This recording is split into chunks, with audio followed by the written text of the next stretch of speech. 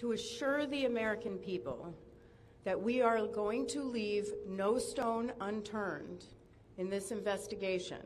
We are going to conduct a thorough investigation of this entire tragedy, looking at the facts. Now, with that, I want to level set. When we go to the scene, and we were here last night, we allow the responders to do their important safety mission, which in this case was search and rescue and recovery. We stand back to allow them to do their important safety mission. And so this, for us, is our first full day on scene with our entire crew coming together. We have about nearly 50 people on scene, and in addition to our resources back at headquarters in our labs and throughout the agency. So with that said, we are not going to get into specific facts in this press conference. I want to level set here. We're going to get into our investigative process. As we are able to confirm factual information, we will provide that. I do want to say this is a whole of government effort. I was able to brief, along with others, the President of the United States and the Vice President this afternoon. I want to thank them for their leadership, for their tremendous support of the NTSB, for our investigators, and for the responders that are on scene doing an important mission. I also want to thank Secretary Sean Duffy, who I was communicating with early on after we first got word of this tragedy. We've been working together throughout the day, along with his team at the DOT and within FAA. I also want to thank Secretary Pete Hegseth, who was also integral in working with us today. Chris Rochelot, the acting administrator of the Federal Aviation Administration. We've heard from many members of Congress on both sides of the aisle, and so I will say this is a tremendous, one more time, whole of government effort. I also want to take a moment and thank the many, many responders that have been on scene. It has been an incredible effort, and I will have a full list that I will provide, that we will provide tomorrow, but I do want to thank them for all their work. With that, I'm going to turn it over to Member Inman for additional remarks.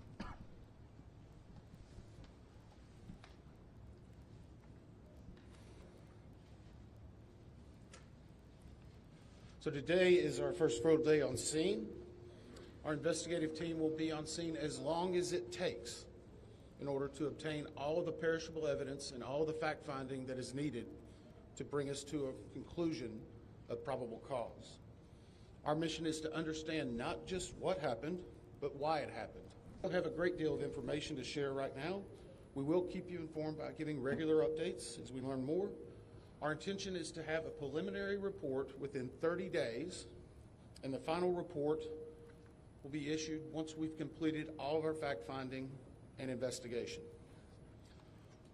Now, we will not be determining the probable cause of the accident while we are here on scene, nor will we speculate about what may have caused this accident. Today, we will be going and having an organizational meeting and establishing our parties to our investigation. We currently have the following parties that are already identified: PSA Airlines, GE Aerospace, Sikorsky, FAA, NACTA, which represents the air traffic controllers, ALPA, which represents the pilots, Army, AFA, which represents the flight attendants. The Transportation Safety Board of Canada will be an accredited representative under Annex 13 of ICAO. They will be supplemented by MHIRG as a technical advisor. They were previously known as Bombardier. The NTSB offers this party status to those companies, government agencies, and associations that have employees, activities, or equipment involved in the accident. We offer that because they will provide technical expertise and relevant information supporting the development of the best possible factual record. Once they join this investigation, they are not permitted to release documents or talk publicly about the investigation without the consent of the NTSB. So I want to stress this. It is only the NTSB that will provide information related to this investigation, with one exception. Regarding the fatalities that occurred, that notification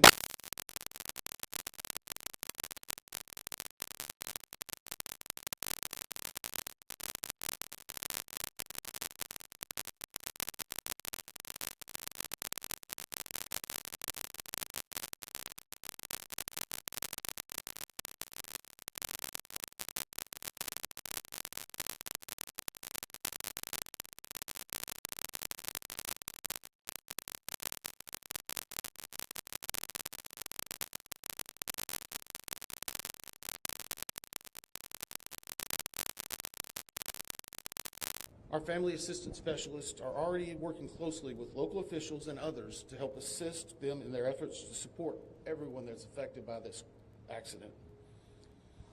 And let me just reiterate what the chair said. A loss of life in an aviation accident is very unusual in the United States, and our heartfelt sorrow goes out to everyone that's affected. It affects us, it affects everyone around us. There are a lot of people hurting today. We will help find out what happened. We will do it factually, and we will do it accurately. As part of this, we are going to be standing up some specific working groups. Those working groups will be operations. They will be looking at the history of the accident flight and crew members' duties for as many days before the crash as appears relevant.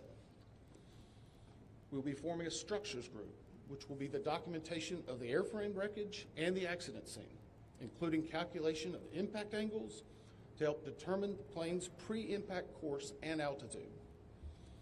We'll have a power plants group. They will do the examination of the engines and the engine accessories. We'll have a systems group. They will study the components of the plane's hydraulic, electrical, pneumatic, and associated systems, together with the instruments and elements of the flight control system. We'll have an air traffic control group. They will do reconstruction and review of air traffic control systems provided to and including acquisition of pertinent flight track surveillance information, what you might typically think of as radar or ADSB, along with controller pilot communications. We will also have a survival factors group. They will be doing the documentation of impact, forces and injuries, community emergency planning, and all crash and fire rescue efforts. The nature of this crash, we will be having a helicopter group as well. Lastly, we will have a human performance group, and this will not be its own group. It will actually be a part of the operations, air traffic control, and helicopter groups. They will study the crew performance and all before the accident factors that might be involved in human error, including fatigue, medication, medical histories, training, workload, equipment design, and work environment. Now we're going to take a few questions, but I will again stress, we don't have a lot of information now. We will continue to gather that. We will try to release it as we can, but we will only talk about the facts of the case that we know right now. I'm going to ask, we'll call on a few people. I'm going to ask that you state your name and affiliation. James Matthews from Sky News.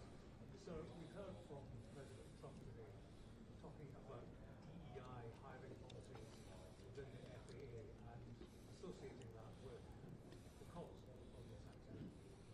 What do you say to that? Well, unfortunately, I didn't hear the remarks. I was briefing House and Senate members, but I believe, Chair, would you like to take that? As part of any investigation, we look at the human, the machine, and the environment. So we will look at all the humans that were involved in this accident. Again, we will look at the aircraft, we will look at the helicopter, we will look at the environment in which they were operating in. That is standard in any part of our investigation. I'll turn it back. Chair, can I ask you, has the flight data recorder been recovered yet? And what is the difficulty in a water disaster like this, which presents a very difficult environment for your investigators and the people out of the water?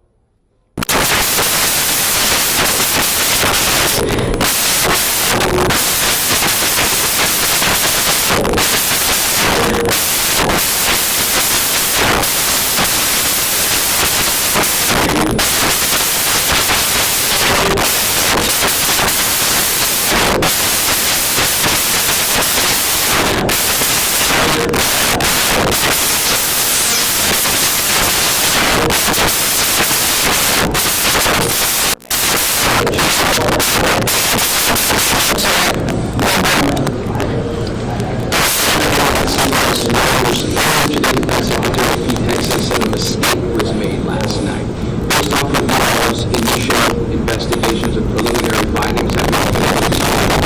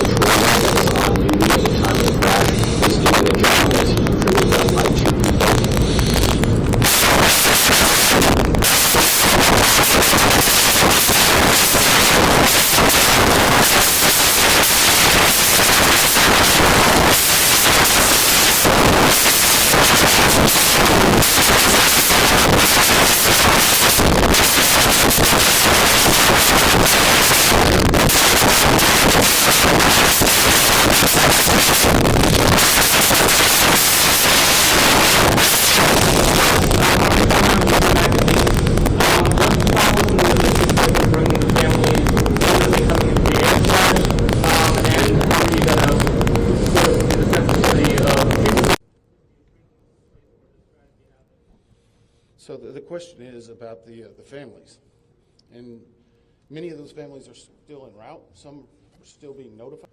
There is a family assistance facility that's being stood up by American and PSA Airlines in Bethesda, Maryland. They've already been working on that. Plan on briefing them. It is customary that at some point, if the families wish to go to part of the accident site, that we would arrange such a thing, but it will only be when we know that it's safe, we have the correct perishable evidence, and we can do it in the proper modesty that should be for those family members. It will be a little bit of a process, but it will take some time. Sir, to follow up on the air traffic control system. No. Sir, or are you? I know that Marielle Carville with these news now. We heard from some witnesses that they saw people come down the slides of the plane. Is there any indication that people made it off the plane to the water? Well, again, we will not speak to the fatalities. The D.C. medical examiner will, but I think the D.C. fire chief this morning very succinctly said correctly that we believe there are no survivors. What's their planes like they even get out? Last question. So, hang on one second. Right now, we're going through the debris fields. Nothing we've seen would indicate that maybe slides or chutes were deployed. It was a very quick, rapid impact, but we... Jeff Cook, ABC News. Go ahead. Jeff Cook, ABC News. What do you know about the altitude of the helicopter at the moment of impact? And can you talk about the procedures for such helicopters in that area? The question was about the helicopter procedures. And in D.C., it's kind of a unique environment. We've been getting briefed more and more by the FAA. I'm not an air traffic control specialist, but they're actually helicopter zones, if you will, or tracks. In D.C., you see a lot of helicopters going down into this area. So there's a very well-defined system in that regard. As far as altitude, until we get the additional information, we can't validate or basically corroborate any of that until we get more of the electronic data and the data that's on the plane. I do want to clarify one question that also came about cell phones. You know, in today's age and time, a lot of electronics and other devices do contain a lot of different information. We've found on a number of our accidents that we actually are notified through a smartphone that may sense that. As part of our process, we will obviously treat all of the effects of the deceased with dignity. We are already starting to pull that information together. If we feel that it's necessary to find or pull some of that information, we will work with the families and make sure we do it in a manner that's respectful for them and their privacy. But right now, we don't have any plans specifically on that amount, on that area until we need to. Thank you very much. Thank you very much.